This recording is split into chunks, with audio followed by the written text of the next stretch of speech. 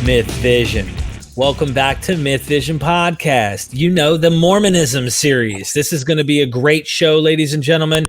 You do not want to miss it. First thing, let me plug my guest here. I'm really thankful to you guys for coming on and talking about something I don't know about and just learning from you firsthand, because can't imagine trying to regurgitate something like this.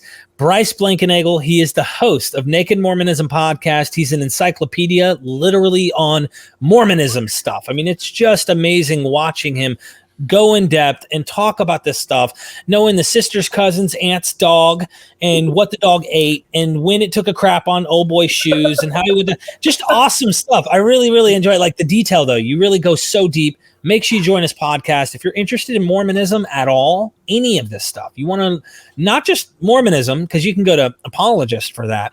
If you want the raw Mormonism, you want what really probably happened, that's the guy you want to go to. So go join his stuff down in the description. We also have David Fitzgerald. He is well known for his mythicist arguments and stuff like that. Of course, he always clings heads with Dr. Carrier on other people. He's, you know, an activist. He speaks loudly about human rights, all sorts of wonderful things. But he wrote a book. What is the title of this damn book again? I do this every time. What is that title? It is The Complete Heretic's Guide to Western Religion, the Mormons. Why is that a block in my brain that I cannot just absorb and memorize? It's like, because I like doing too long title series. It's a problem. It's a problem. It's gotta be, man. I don't know what it is. All I know is Bryce was influenced early on by David's work, and David does an excellent job. Like if you're looking for like the standout, let's jab this thing, you want to see how ridiculous this thing is, go to that book. You're going to find everything you want and more. It's like the Jerry Springer of Mormonism. You get to see the crazy, I mean, literally like the South Park episode of real history on the Mormons. And that's what your book is. Thank you. Absolutely. Thank you. Excellent book. Excellent book. I mean, viewers, pick up a copy of it. It's good. Yes. And the audiobook is it's great as well. It's really fun. Yes. Do it. For sure. And we're past, see, Joseph Smith's been dead, everybody. Let me see this here on Amazon. Guys, it's only $666 on Amazon. So you can get the book for a simple, lousy, satanic price. And I'm going to tell you what, you definitely need to do it. So, guys, we're in Salt Lake City, or at least we've gone west. What is going on? And with that, I'm just going to shut up.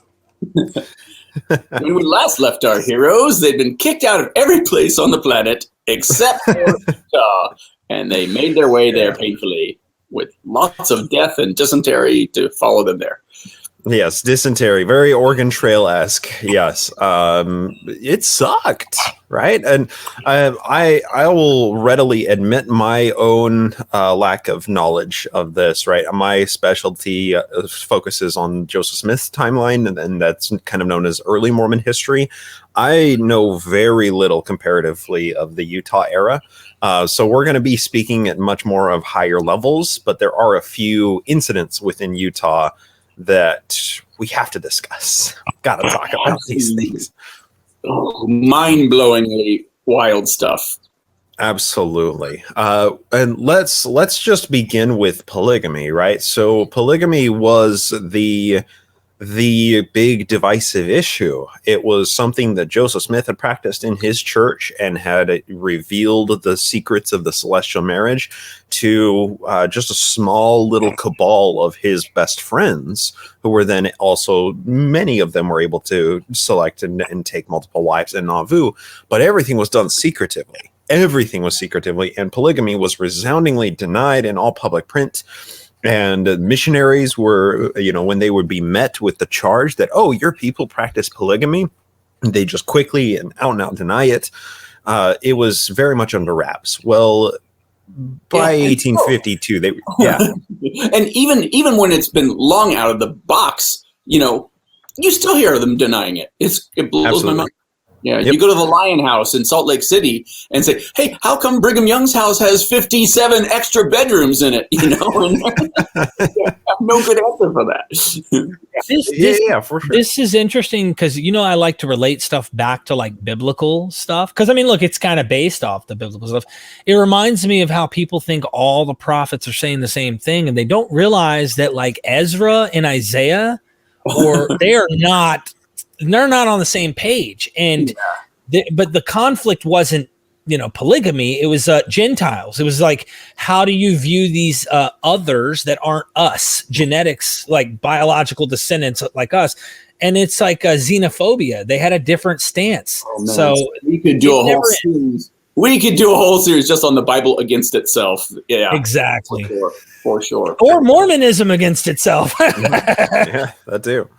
And well, let's also be clear. The Book of Mormon resoundingly condemns polygamy. There are numerous places within the Doctrine and Covenants where it talks about one man and one woman marriage. But then Joseph Smith reveals Doctrine and Covenants section 132 in July of 1843, less than a year before he's assassinated. And Brigham Young decides finally in 1852, he's sick of covering everything up. And that's when he tells Parley P. Pratt to announce in General Conference, hey, we're doing this polygamy thing. Notice he doesn't announce it. Joseph doesn't announce it. They get somebody else to announce it. I love that. Yeah, exactly. Yeah. And this caused a lot of controversy, obviously, because Utah had been a territory for a year and a half at this point. Brigham Young was territorial governor. He was also the prophet of the church. He was also the director of the Office of Indian Affairs. He was the trifecta of all government and religious authority in the Utah territory. So he would try and take a bit of a back seat sometimes when implementing new things like polygamy, and instead have one of his advisors, one of his closest trusted advisors like Parley Pratt, to stand up in front of the people and tell them what they're doing. And this is all replete throughout the Journal of Discourses. So this obviously caused a lot of tension in the Mormon communities because there were still people who were denying that it was going on. There were still people who believed that Joseph Smith was denying it and that was true. So it caused a period of fluctuation in membership of Utah. And the answers to this was a bit of retrenchment by the leadership of the church, because this is the frontier of Utah, the frontier America. When the Mormons got to Utah, they don't have any other options, really. It was a deeply and disturbingly oppressive theocracy. And Brigham Young was the king of that theocracy, the prophet, priest, and king. He was anointed as king over all of Israel. He was a monster, and he ruled with an iron fist. People don't like to be ruled by iron fists, but that doesn't matter because the iron fist doesn't give in. And for these reasons, Utah became a very dangerous place to be, especially beginning in 1852 through the rest of the 1850s decade. It was dangerous to live there. It was dangerous to pass through. It was very, very dangerous to be somebody who believed in the church and then didn't believe anymore in Utah. Yeah. Yeah, this is the time when the concept of blood atonement was brought into vogue in the church. And blood atonement essentially states that there are some sins that you can do, and I think we discussed this a little bit briefly last time, but there are certain sins that you could commit which the blood of the Savior is not strong enough to cover those sins. One of those is apostasy, in which case your own blood needs to be shed for such a sin. Usually via Bowie knife across your throat was the preferred method of that. Yeah. And it just so happens that Joseph Smith had created the perfect group of shadow enforcers in Nauvoo to carry out these tactics. And the Danites were brought over from Nauvoo, and they were alive and well and lived in Utah, and they became Brigham Young's enforcement squad in these things. And our old friend Porter Rockwell was one of the chief ones of that, responsible for any number of these blood atonements. Yep. So there are a few pretty terrifying guys in all this. Jedediah Grant is one of them, we're going to be discussing quite a bit today. He's known as Brigham's sledgehammer, if that says anything about this guy. Yeah. We have Hosea Stout and Porter Rockwell. And Porter Rockwell, he held much more loyalty to Joseph's vision than he did to Brigham Young. But if Porter Rockwell was healthily compensated in distilleries and fast wagons and nice racehorses, then Brigham could buy Porter Rockwell's loyalty. And he did. Porter Rockwell was loyal to the cause. He wasn't loyal to Brigham Young. As this is all going on, right, the federal government is beginning to push back on Utah territory because polygamy. They don't like that stuff. As well as slavery. Slavery is a controversial issue, and slavery was going on in Utah. The Native American slave trade was very alive and flourishing in Utah. And it made it very easy for President Buchanan to go after slavery, pro-slavery Utah, and not antagonize the South, because he could go after this slave state that everyone hated north and south of the border. That's right. Without ruffling too many feathers, because he was trying to keep both halves of the country from fraying at the seams, and not doing a very good job of it, by the way. James Buchanan isn't known as one of our best presidents, certainly. But I also don't envy the place in history in which he, led the country. Right? I mean, this is the presidency right before the Civil War. It was not a good time to be president, right? Yeah. So, President Buchanan, he was able to be persuaded that polygamy was wrong, and that certain legislators in the federal government took to the charge of trying to stamp out polygamy, and they called it anti-bigamy laws or anti-cohabitation laws. So as the 50s progressed later and later, two of these anti-bigamy laws were passed. And it tried to give the federal government the power to prosecute anybody who could be convicted of having multiple wives. And that included the husbands and the wives who would be convicted. Most frequently, it was the men who went to jail, but some of the women actually did go to jail in this period. Let me ask you this real quick on that polygamy question. Do you know why they were so concerned with people practicing polygamy? I mean, was it that America is kind of a religious-ish country that's saying, no, the Bible says, or do you think, what's the reason behind, I mean, America in the 1800s went through waves of where it was more religious and less religious than we are today. But yeah, definitely everybody back then was on board with the fact that, whoa, that's crazy, because around the there's a quote from somebody in the 1850s saying once they announced that, there wasn't a 14-year-old girl to be found in Utah who wasn't either married or planning to be married off. Oh, wow. Yeah. Well, they were jealous. No, I'm just kidding. Honestly, there were some serious shady things going on with child trafficking in Utah. Oh my gosh. Yeah. Now that makes sense. It's there's kind of a lot of layers to the opposition to polygamy. Primarily, it came from the tapping into the frontier sensibilities of men having to protect their wives and daughters, because the Mormons are going to come into town and steal them. Steal your wives.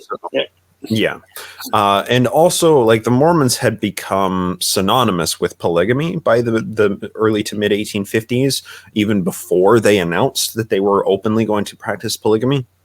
And that caused the Mormons to become a pejorative term for anybody who is sexually capricious or sexually deviant from the monogamous cis hetero lifestyle that was expected in America at the time.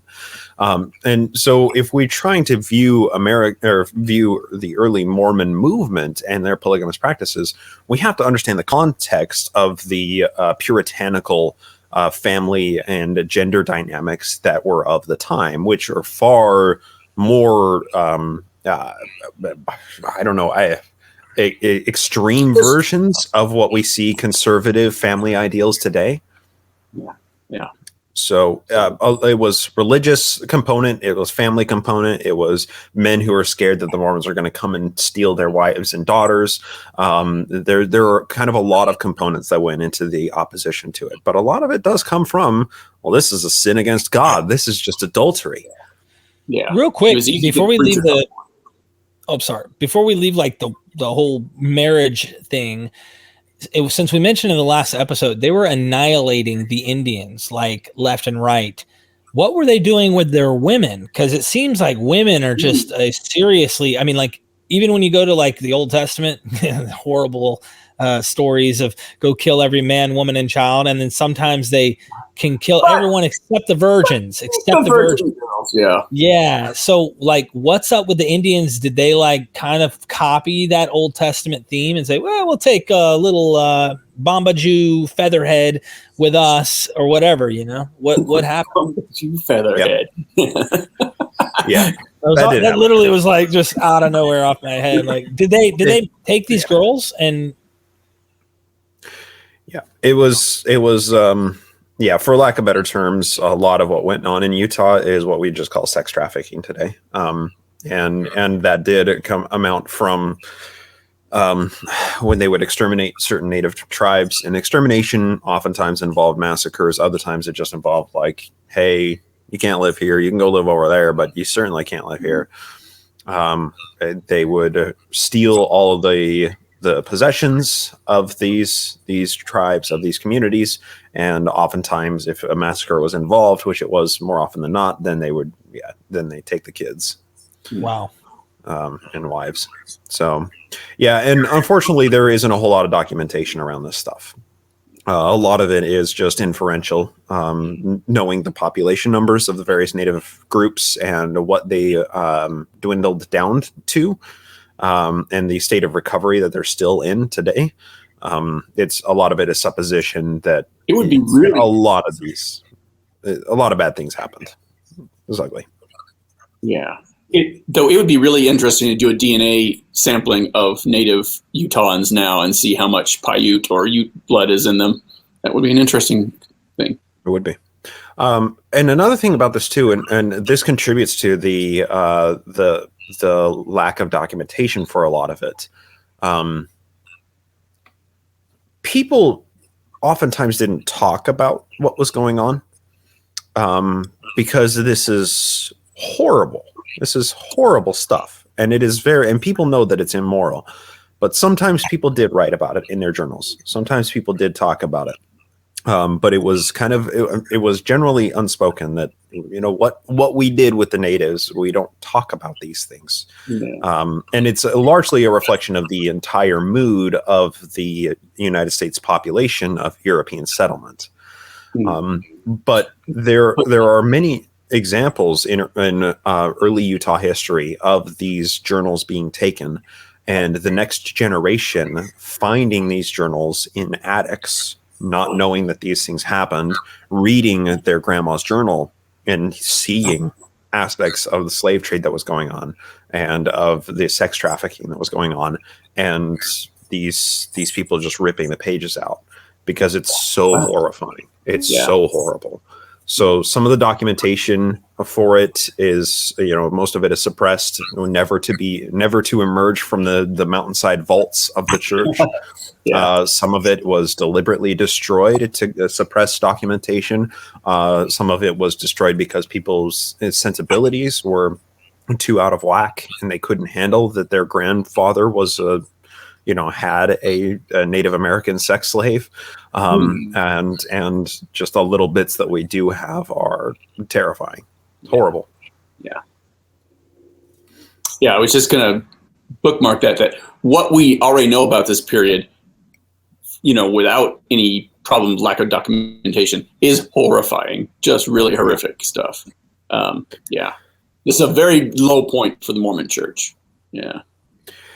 And the people themselves were at a low point as well. Now, granted, the westward expansion was bringing a lot of goods into the Mormon community, because wagon trains were headed out to California, and they were passing through Utah to get to California, and purchasing and selling things to all of the Mormon settlements through all of Utah down into Nevada, right? Like Las Vegas, San Diego. These are all Mormon settlements, right? So the Mormons set up basically a supply route for people to be funneled into California. And there's no understating how important Mormon settlement was to Western expansion.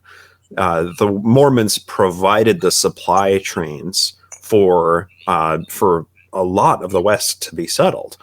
Once we hit 1850, California, Oregon, Nevada, pretty soon, New Mexico and Arizona territories, and Idaho, and all of that was, as part of Oregon. But as we hit the 1850s, there's just this explosion of settlements. And that's because the Mormons got out there, put down a flag and said, this is a Mormon town. You can buy and sell here, but keep moving. Keep moving once you're done. Yeah. Really interesting time. Their expansion obviously goes all the way to the West Coast, pretty much to the coast. They're getting bigger. They're no longer little guys. Are they still playing the martyrdom role? But I don't see how. But they're very much their own group. They went into what was Mexico then to create their own kingdom. That's what Brigham Young wanted. But United States, the Treaty of Hidalgo in 1848 took that away and just took that whole chunk of what was New Spain and became the United States. So they reluctantly got dragged into the fold of the United States. But yeah, he was not happy about it at all. And during the Civil War, he was watching from the sides and hoping both sides would destroy each other. Absolutely. Wow. And this is Brigham Young's vision, building this theocracy, and he was damn good at it, right? Like that's what Brigham Young was. He was the businessman who followed the charismatic, visionary that was able to ensure that the church would perpetuate. And there's something also worth noting here is the European Immigration Fund. Perpetual Immigration Fund that was established in Europe that Brigham Young set up, that you could charter a boat, or he chartered a special boat that you could hop on and get to America for the price of £4 British pounds. And that would get you to America. And then all you had to do is get to the Mormon settlement there in winter quarters, and you would be funneled across the plains in wagon trains. You would join up with a bunch of other Mormons and head out west. And what this did was basically funnel in tens of thousands of white Europeans into the Utah territory, just funnel them in constantly. And they're constantly bringing provisions. And as we discussed last episode, everybody had their hand carts. Every family had a hand cart. Half of that, what was in that hand cart, was stuff for your family. The other half was stuff that was for the community. So he had it set up very deliberately, very economically, to bring the people in massive numbers, to the point that he was basically brute forcing that critical mass necessary for a population to survive. And he did it. Yeah. If not for that immigration fund and those tens of thousands of Europeans funneling in over the span of 15 years, 20 years, Utah wouldn't have survived. It would look very different. But he was smart. Yeah. And they went through some really heavy blows too. This is the time when they had like 2 years of drought, locusts attacking. There's the story that they love telling in Utah about the miraculous rescue of the seagulls who came in and ate all the locusts. Fun fact about that story: it never happened, ever. Well, it sort of happened, but the miraculous part of it is that they ate the crickets and then vomited them up, and then they go eat more crickets or locusts and vomit them up, and that's like the miraculous part, is that God sent all of these seagulls, and it's like, no, that's just nature, man. That's just like what happens in nature. And I used to be so with you on that until I found out that the whole story of that came from a speech like 20 years after the fact from one of the Mormon leaders. And I wish now I had the details at my hands right now, but it's like, it came from a speech. They made this thing up and then people said it, but it never actually happened in real life. Never. But to be fair, the drought did happen. The locusts did happen. Like the pestilence did happen, and seagulls did eat locusts. Whether or not it was to the extent that it was miraculous, it's something that grew up to become a legend. Are you trying to tell me 650,000 Israelites didn't leave Egypt 1500 BC? You get out of here with that. Are you kidding me? It's funny how much that analogy works for the Western expansion, especially for the religious folks. Absolutely. Yeah, absolutely. They're basically going into the desert, They're not going into a land flowing with milk and honey. Nope, they're going straight into the wilderness, man. I will also point out here, there's a movie where Charlton Heston, right? So 10 Commandments Moses plays Brigham Young, portraying the early Utah settlements, and Porter Rockwell is there as a protagonist, and Wild Bill Hickman is there, and it's a great movie. Really terrible movie, but it's a great movie. How did I not know that until this very moment? That blows my mind. Let me find the movie real quick, guys. I did it on God Awful Movies. It's clear that they purchased Charlton Heston for like a sum total of 20 minutes, and he did his 3 scenes, and then it was over. The movie is titled The Avenging Angel from 1995. And if you go to who does play Porter Rockwell? I can't remember. It's a campy, it's a hilarious movie. Needless to say, if you want to listen to me lampoon it and make jokes about it, go to God Awful Movies and find The Avenging Angel. I think from 2020. Let's post that link. Let's post that link. Hey. Absolutely. Anyway, so we digress. It does portray how terrifying Utah was, though, at the time, and the people's how much they feared the Mormon militia. Yeah, I was going to say, and the worse things got, the tighter Brigham Young turned the thumb screws on everybody. And that's exactly right. Because what do you do, right? Like as Brigham Young, what do? Do you relax the tension? Do you relax the grip and just allow people to come and go from the religion as they please? Oh, no. No, he's a tyrant, right? And no tyrant is going to do that. Utah is a sinkhole of people. You can get in, but you can't get out, once you're in the... That's right. Yeah. And just to be clear, there are a lot of stories of people leaving Utah and immediately writing exposés and publishing them. It was hard to leave Utah, mostly because it's so geographically isolated. It's got, mountains and deserts all around. There aren't any non-Mormon settlements that are nearby. The nearest non-Mormon settlement when you're in Salt Lake City in the 1850s would have been, I don't know, Sacramento or something. I have no idea. Somewhere above the mountain. Yeah. Or maybe Denver. So. I don't know. So there's nowhere close. You can't go anywhere. Yeah. And it's not a hop, skip, and jump through that anywhere either. No. You are in the middle of nothing. I can't wait to find out about Adam and Clark. Is it Adam and Clark?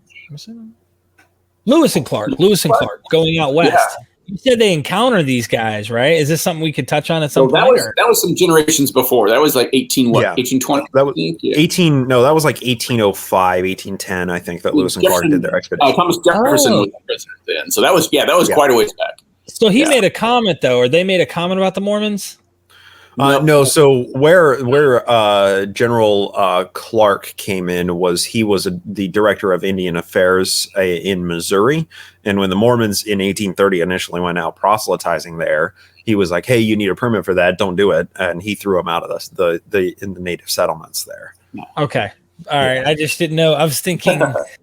I don't know. I was thinking, man. We're juggling a lot of people in this series. That's right. Yeah, there's so much. And dude, can you imagine being isolated like that? Like, you better keep your doctors alive. Like, you're screwed. If you don't, you're screwed. And anyone who gets the symptoms, you're so screwed. It's not even funny. Yeah. And you know what? When I look at how hard your average rank and file Mormon, they show up to Utah, and the very first day, they plant a whole potato crop and irrigate a creek, divert a creek to irrigate it before the sun goes down that first day. It's like, and those weren't the slaves. Those were just your average Joe Mormon, I can't not imagine what they would think of our lazy asses. You know, you're not getting up at 4 a.m. to start work, and Yeah. Well, survival's different. I think it's just, they say, and this is side trail on a whole evolution topic, but you'll know what I'm saying. The whole process is about how can we use less energy to keep maintaining being sentient beings. And so just being human, our goal is to try and be more efficient at not having to use as much energy to maintain living. And I think in those days, that's why we kept going toward, like, how can we make a mower? How can we make a device that does this instead of human labor? But it's interesting. And it's very much all hands on deck at this time too, right? Nobody was exempt from the work, right? And like, there's even Brigham Young is out tilling his yard, right? Like everybody was working. Everybody was constantly working. And right. So it's very common in Mormon families today to have oftentimes one grandparent who is the family historian, the family genealogist, the person who does all of the history for their family. And my grandma actually did a lot of the research for our family's settlement, right? And that involved getting a portrait up of my great-great-great-grandma in the doctor's room in the Daughter of Utah Pioneers Museum. So it's really cool. I can go into that museum and see a picture of my great-great-grandma, who was a doctor and midwife. And as well as documenting all of the settlements, the locations of the settlements. This is all in San Juan County down south in Utah. And all of the numbers of people there, where the plots of land were. The Mormons were also incessant document takers in all of this. So all of these settlement efforts are really important to the European civilizing or colonization of America. And needless to say, Brigham Young didn't want anything to go on that was not under his control. So 1856 rolls around, and Brigham Young is afraid that the Mormons are getting a little too flabby, a little too lax in their faith. And this is the year that the locusts came, and there's, like you said, David, 2 years of drought. This is an ugly time. 1856 was a very ugly time for the Mormons. But what really terrified Brigham Young that was on the horizon was the end of his governorship. He didn't want to be unseated as governor of the Utah Territory, and he was hell-bent on making sure that he remained as governor of Utah. So 1856 rolls around. There are people speaking out. There's a lot of dissent going on. There are people who are very frustrated with the way that the church is being run, the way that the government is being run. And Brigham Young decides that at this time, he needs to lead what's known as a retrenchment period, a period that increases orthodoxy and strict adherence to the laws and the rules of the church. And how this begins is Brigham Young sends his sledgehammer, Jedediah Grant, up to Kaysville, Utah, to the settlements there. And Jedediah Grant preaches for like 3 days straight about how much the Mormons need to recommit themselves to the building up of Zion. And this is teeing up for the very next year, because this is going on in late 1856, fall and winter of 1856.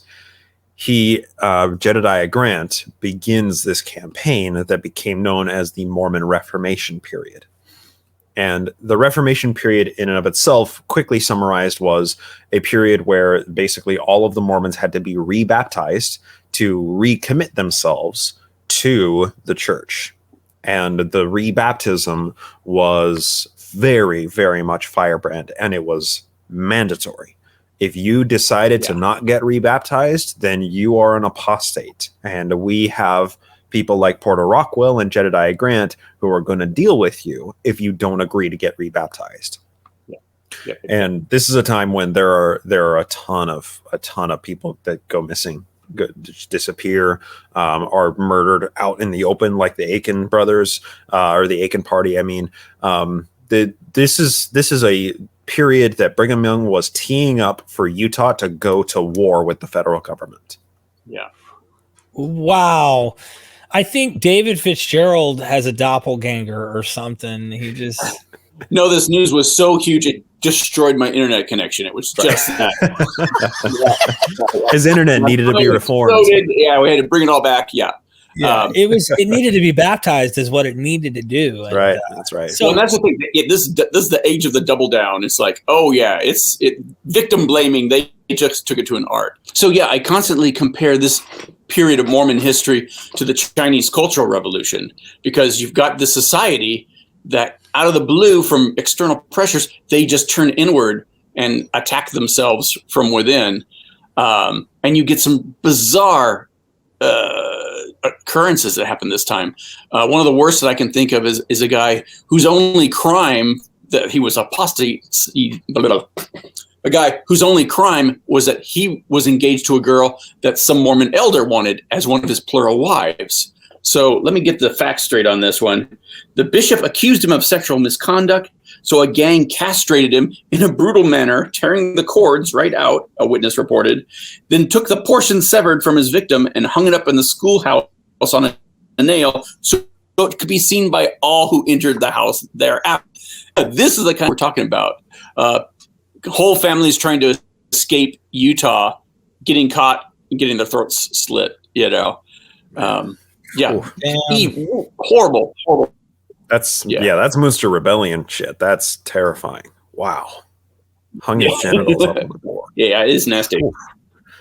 Yeah. And when the feds finally start making inroads back and starting to, bring Utah back into the fold, one of the first things they start doing is investigating all these crimes against apostates who are just trying to flee, Eastern Germany of 1850s, trying to make it alive. And that's another thing we should bring up too. Yeah. Yeah. Oh, I was just going to say one other thing we have to remember is they also double down on the idea of consecrating your belongings to the church, which means, forcibly taking it all over. But, we're not telling you to do this. You just have to do this because God told you to do this. Give us all your stuff. It's, Yeah. And if you leave the church, the stuff remains in the possession of the church. So because you consecrated it, Yeah. Yep. It's So So that happened. Add into that, right? So there's also this time because of the drought, right? The resources were so scarce. They had resoundingly murdered or displaced or exterminated the majority of Native American groups whom they had raided and pillaged before for supplies. And there were no more groups for them to raid and pillage. This is also at a time when Chief Wakara was leading a loose federation of Paiute natives to oppose the growth of the Mormon settlement.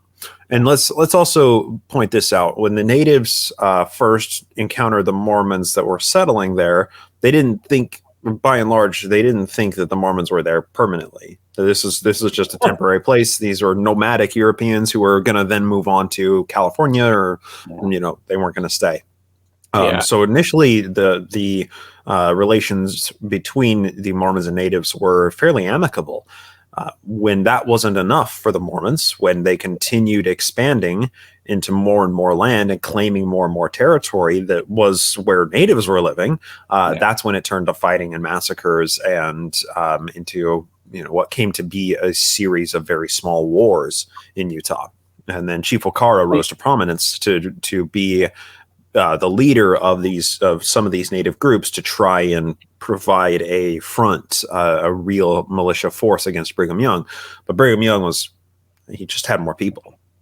And they were, they had more guns, they had more horses, they had cannons, they had all sorts of things that the native groups did not.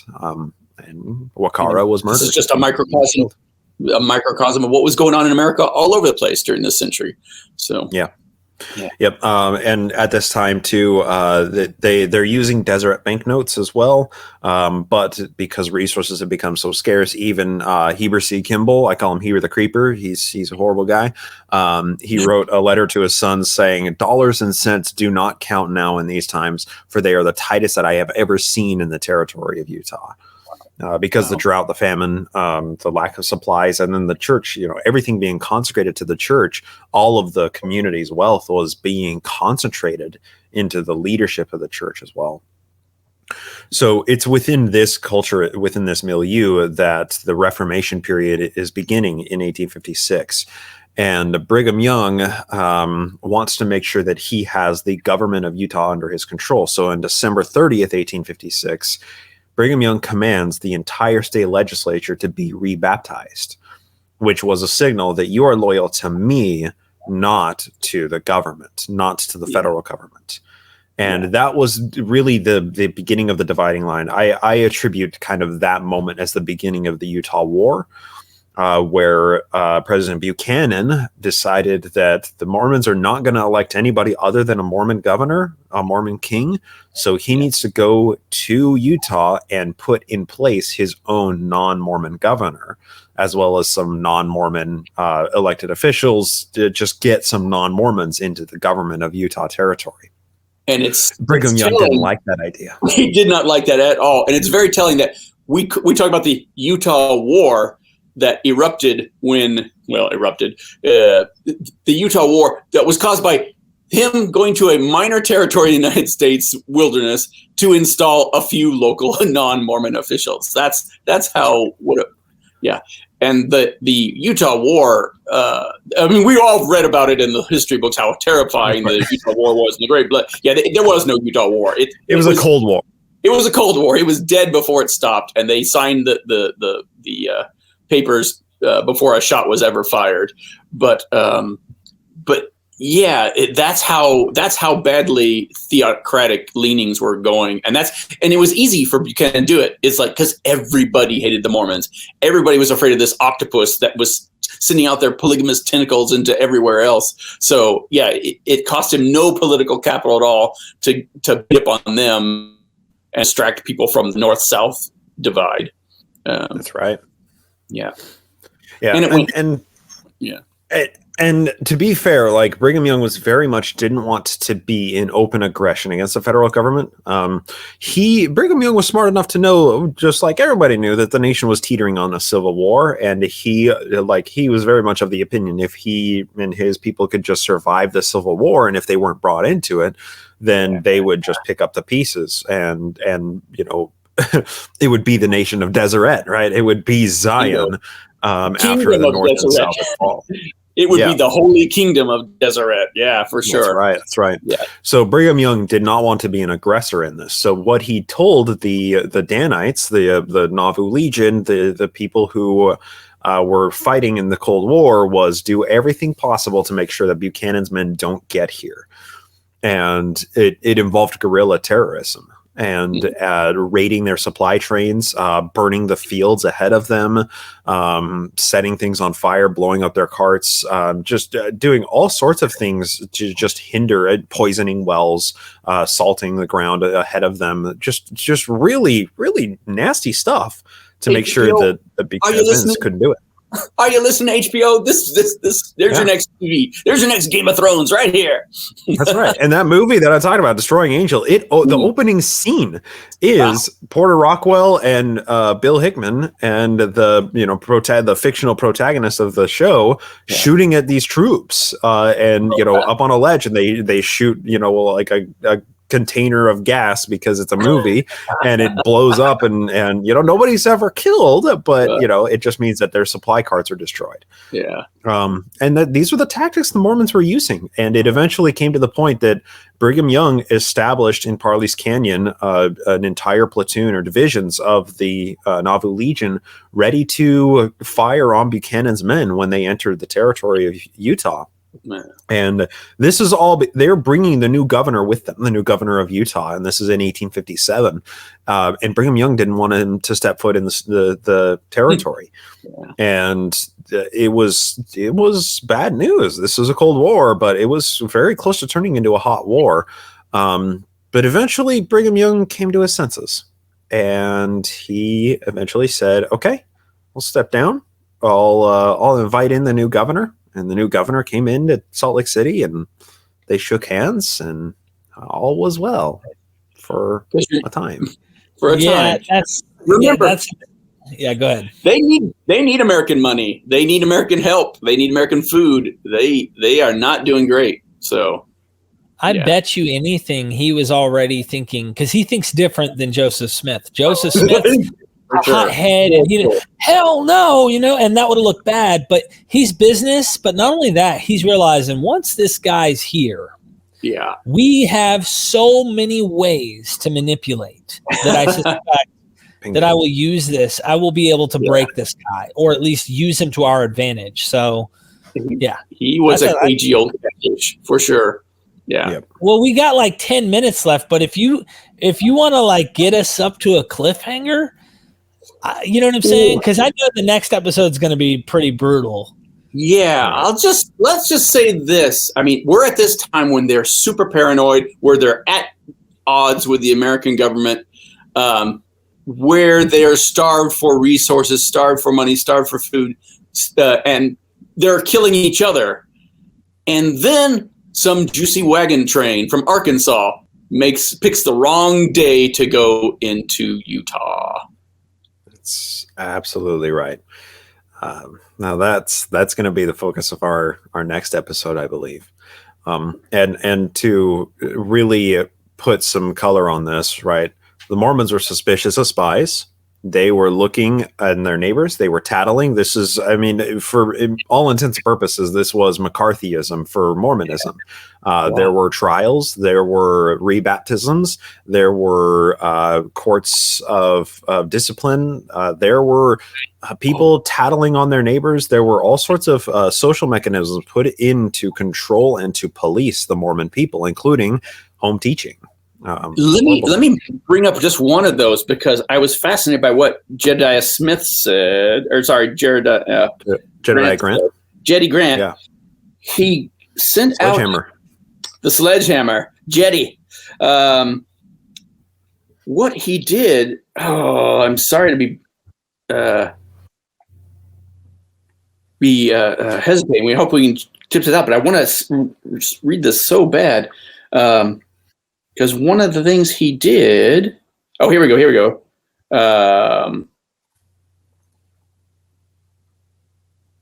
Damn it. This morning I said, I've got to talk about this. This is so good. Yeah.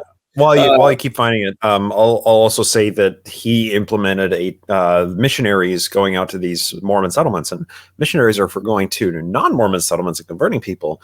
But these were very special missionaries who carried with them a pamphlet that was known as the Mormon Catechism, and it had 27 questions in it that were geared to testing the person's loyalty. And if anyone was deemed not loyal enough, then they were called to repentance, which had all sorts of possible ways of repenting.